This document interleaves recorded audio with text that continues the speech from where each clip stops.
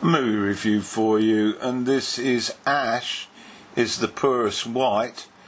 It was released last year, 2019. It's a Chinese film with subtitles, of course, directed by Zhang Jia, who's a renowned director in China. He's also responsible for the writing on this movie, and the cast. Well, there's two major players in this film. Tao Zhao, who plays Kui, and Fan Liao, who plays Bin. There are others, of course, but they're all Chinese, and so my pronunciation is probably not going to be that hot. It's a very intriguing movie. It captures the events that took place in China from the turn of the new millennium up until 2018. The initial 2017, my apologies. The initial few frames, I'm just going to run through them to give you some sort of sense of what you were watching. We begin with a train full of people, and smoking is in evidence throughout. And we see a toddler with a rather tense young woman. Then we have a picture of a very industrial setting, and then we go to a social meeting place, and we're made aware that it's April the 1st, 2001, and we witness a performing show with a strong man. We then move on to see a picture of a young attractive woman, and she stands out in this town, and one asks herself a question: is she maybe a hooker? And then we flip back to a sort of bar type place, and there are a number of men playing mahjong, and this woman is sitting next to a significant person in this group, and this is where we become aware that they are the two main characters, Kui and Bin, and they are romantically involved to some extent.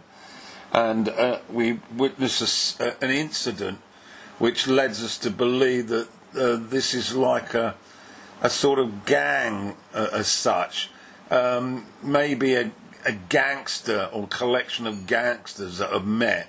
They certainly have some sort of power and influence in the way that they're presented, and an incident takes place between two of them whilst they're playing the game, which becomes extremely volatile, and we witness the showing of a gun. A gun is pulled out, and the man Bin acts as mediator and manages to get the gun away from this man who's losing his cool, and the gun is then basically put away by his girlfriend Kui, and this gun becomes a very significant object as the film unwinds. The problem was solved in this particular bar, but it becomes, as I say, a significant plot twist further on. When the two of them are out having some fun, it regrettably falls out on the floor in a dance club, and the dance that they're all frenzied about is Village People's YMCA, and it brought a smirk to me. And then what we find out is that there's been an incident where a stabbing has taken place, a fatal stabbing, and there's an implication that the gang, and by that the leader Bin, may have had some responsibility or influence on what's taken place. We're not exactly clear how, but what follows is that as he's driving down the street with his girlfriend in the car, the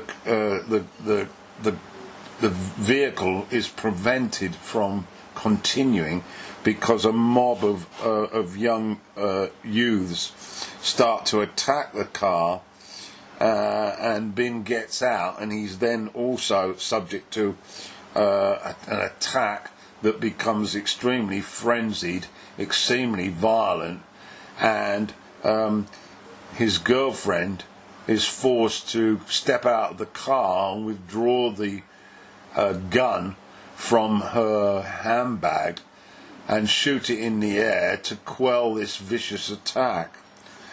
So I've basically gone through the whole plot for the first third of the movie. The movie is a sort of, I suppose, a gangster movie, but it's more about the relationship between these two and how this evolves and changes following this first series of scenes that I've described. And it's a movie that I found quite engrossing, albeit with the subtitles, and also the fact that we're looking at a change of culture.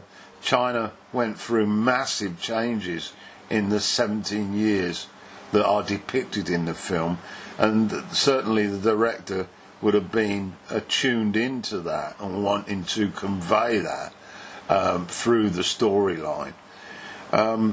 But it keeps going, the movie, and although it's not overly dramatic, the incidents that take place draw you into the storyline, and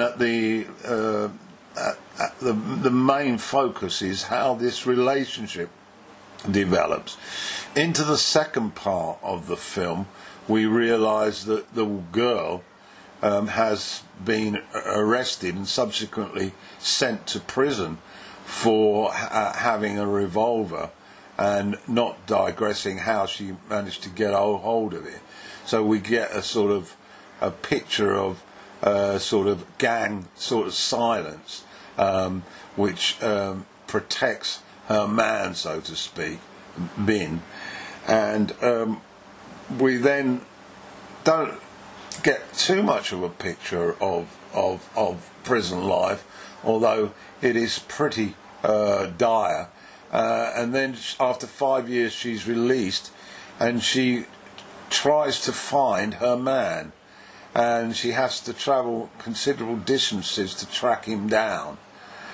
And then in the third part of the movie, the two become reunited. I won't discuss all the plot details in the second part, but just to say that their relationship has changed. And in the third part, they reunite based on the fact that his health has taken a big downturn, and she becomes his carer and nurse. And it's a very, very intriguing movie, but it gives a snapshot, or a number of snapshots, of what was taking place in China between those years.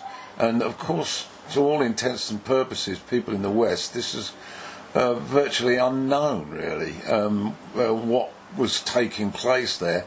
We have very little insight.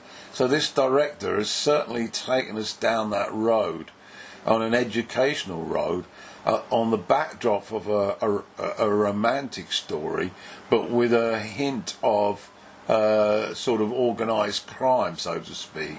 So it's a very good movie. So I suggest you get to look at it. It's called Is The Purest White. It's very well directed. The cinematography is excellent. We also get to see some of the tourist places, like the Three Gorges, which has been subjected to radical change following investment by the government in that area. So that's my review on Is The Purest White.